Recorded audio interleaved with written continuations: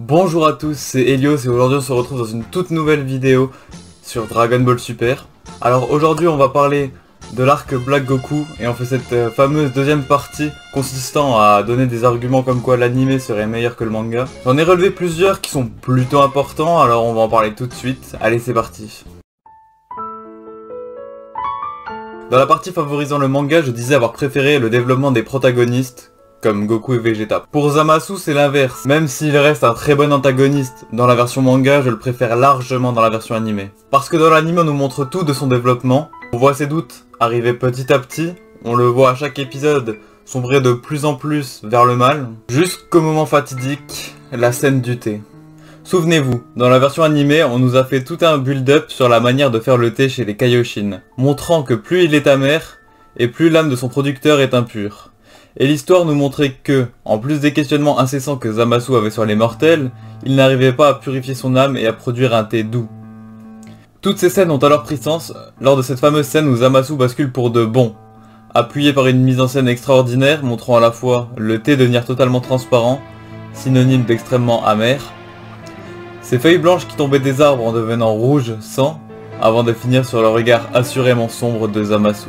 Une scène narrée et réalisée à la perfection, digne des plus grandes scènes d'antagonistes Dragon Ball, voire même tout manga shonen confondu. Oui, j'ose le dire. Ce n'est pas parce que c'est Dragon Ball Super que certaines scènes n'ont pas le droit d'être géniales. Et vous voyez, toutes ces scènes-là, ça n'existe pas dans le manga, parce que le manga veut directement aller à l'essentiel, en nous amenant rapidement au combat contre Black. Mais d'ailleurs, Black, quelle version de Black vous a vraiment marqué? Animé ou manga? Voilà, je le savais. Ce n'est pas anodin. L'anime a fait de Black un personnage totalement différent de ce qu'on avait l'habitude de voir avant. Un antagoniste ressemblant à Goku, oui, mais avec des dialogues philosophiques voulant sa propre utopie, et surtout un style de combat totalement différent des autres guerriers de l'œuvre. Là où le manga fait les choses quasiment à moitié en faisant de Black presque un antagoniste Saiyan random, alors était-ce voulu pour ne pas faire d'ombre à Zamasu fusionné, qui lui au contraire a surtout marqué dans la version manga. Alors cela peut paraître contradictoire avec le fait que j'avais dit dans la première partie que j'avais préféré les combats du manga, que ce soit pour leur côté stratège, leur brutalité, leur impact, mais vous allez voir que c'est plus une nuance qu'une contradiction en soi. Parce que ce que le manga n'a pas contrairement à l'anime, c'est bien de la diversité. On parlait précédemment du style de combat de Black. En manga, on voit de lui pratiquement que des combats au point, comme un Saiyan random. L'anime l'a fait combattre en manipulant son ki à sa guise. Lame de ki, machette de ki, faux en ki, création de clones en ki, on aura vu de tout. Et à chaque fois avec l'intention de faire dégager de lui une aura de dieu de la mort. Ce que j'ai apprécié aussi, c'était de voir des combats en 2 contre 2. Combien en a-t-on eu dans le manga? Je parle évidemment de vrais combats 2 contre 2, pas de 2 combats 1v1 qui se passent à côté. En plus, voir Trunks se battre aux côtés de Goku, c'était super symbolique quand on y pense. Tant Goku était un peu le héros d'enfance de Trunks via les histoires que lui racontait sa mère. Et enfin, le combat qui est le pilier de cet argument, le combat contre le Zamasu fusionné. Fusion d'un dieu immortel et d'un autre dieu surpuissant grâce à son corps de Super Saiyan rosé, cette nouvelle fusion de Zamasu se devait d'en imposer un max pour un dieu absolu comme lui. Et pour moi, ce côté-là est beaucoup mieux représenté dans la version animée. Parce qu'encore une fois, quand je vois le Zamasu fusionné du manga, j'ai l'impression de voir un big boss lambda de film DBZ. Alors que celui de l'anime, il est la parfaite représentation du concept de dieu ultime. Élevé dans les cieux, il regarde tous les mortels de haut et rétame tous ceux qui veulent s'élever à son niveau, en parfaite résonance avec sa vision du monde. Cela lui donne une prestance de haute envergure qui va être amplifiée par son arsenal de techniques à consonance divine.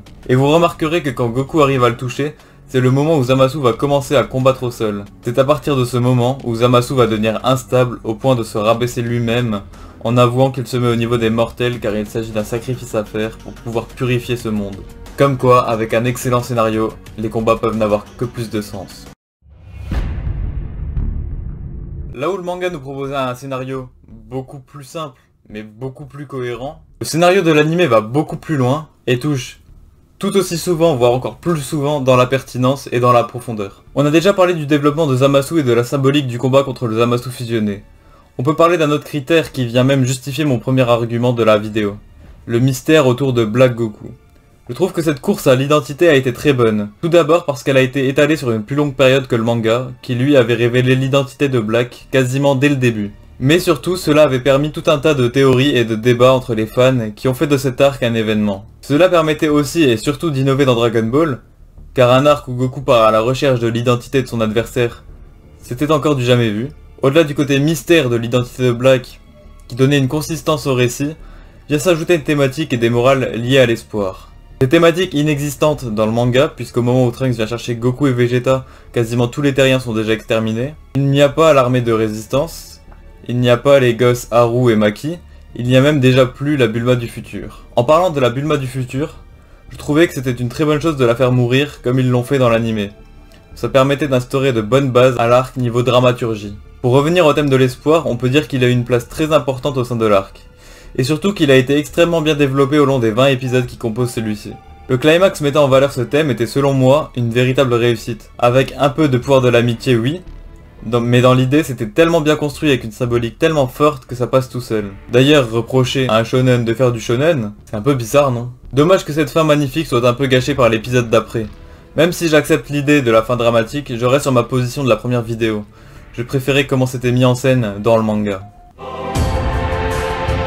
Pour la première partie, je disais avoir préféré le rôle des personnages principaux, parce que leur rôle était plus pertinent et cohérent. Pour les personnages secondaires, c'est l'inverse, je préfère largement, encore une fois, dans la version animée. Déjà, l'anime nous offre tout un panel de nouveaux personnages plus intéressants les uns que les autres. Mai, Yajirobe, Haru, Maki, les soldats de la résistance, etc. Ces personnages ont permis de donner un sens plus profond au combat contre Black, non seulement par leur écriture, mais aussi leurs actions. Ils donnent une raison à Trunks de continuer son combat et de ne pas abandonner. Ils incarnent eux-mêmes la personnification de l'espoir. Il y a aussi Gowasu que je préfère en animé. Puisqu'on a pu suivre l'évolution de Zamasu vers les ténèbres, on a aussi suivi celle de Gowasu en tant que mentor. Ce qui permet d'être plus investi émotionnellement lorsque Zamasu tente de le tuer et que Gowasu s'en rend compte, ainsi qu'à la fin de l'arc quand on voit Gowasu regretter Zamasu. Et le dernier personnage secondaire sur lequel je voulais revenir, c'est Petit Trunks. Mais on va en parler dans le prochain point.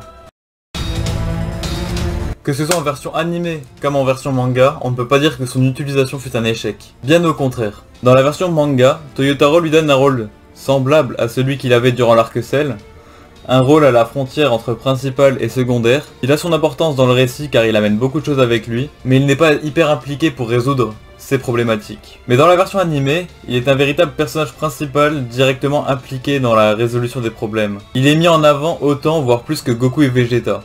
C'est carrément lui qui détruit le corps de Zamasu fusionné à la fin. D'ailleurs, en toute logique, il a bien tué Black avec dans le processus, puisque Black n'était pas immortel. Donc, d'un certain point de vue, il a vengé sa mère. Au-delà de sa mise en avant, ce que j'aime chez ce Trunks, c'est l'aura qu'il dégage auprès des survivants. Tous les rescapés le voient comme leur ultime espoir, comme leur héros. C'est aussi ça qui rend cette attaque finale avec laquelle il bat Zamasu grandiose. Cette version de Trunks est tellement juste dans son écriture qu'elle développe même la relation avec son petit lui avec brio. Ce qu'il y a de bien dans cette relation, c'est qu'on nous développe bien la différence entre le vécu des deux Trunks. L'un a grandi dans un monde post-apocalyptique, tandis que celui du présent a grandi dans un monde en paix. Le Trunks du futur est là aussi pour montrer au petit Trunks la chance qu'il a de pouvoir contempler des villes remplies de vie et de civilisation, contrairement à lui qui ne pouvait voir que des ruines et des bâtiments abandonnés. Une relation fraternelle va alors s'installer entre ces deux versions de Trunks qui va avoir son impact sur l'histoire. Le petit Trunks va remotiver le Trunks du futur à combattre Black, tandis que ce dernier va permettre au petit de mûrir. J'aurais encore plein de choses à dire sur Trunks, et c'est pour ça que...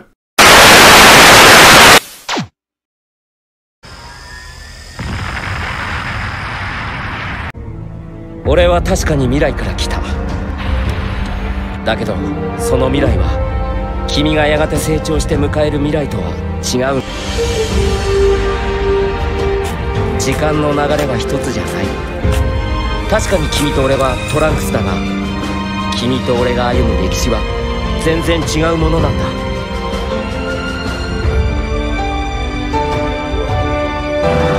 こんなに美しい夜景を俺は子供の頃に見たことがない。君と俺では歩む歴史が違うんだ。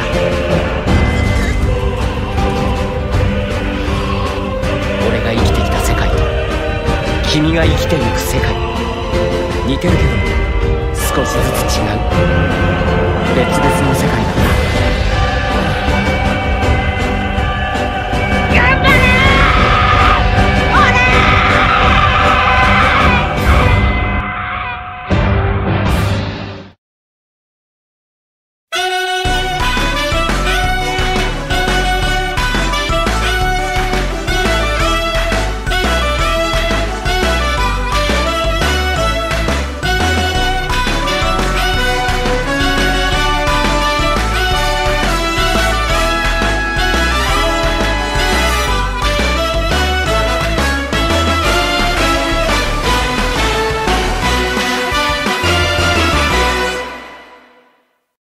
Alors voilà les amis, cette vidéo touche à sa fin, merci à vous de l'avoir regardée. Au final, anime, manga, les deux ont des qualités que les autres n'ont pas forcément. C'est extrêmement dommage.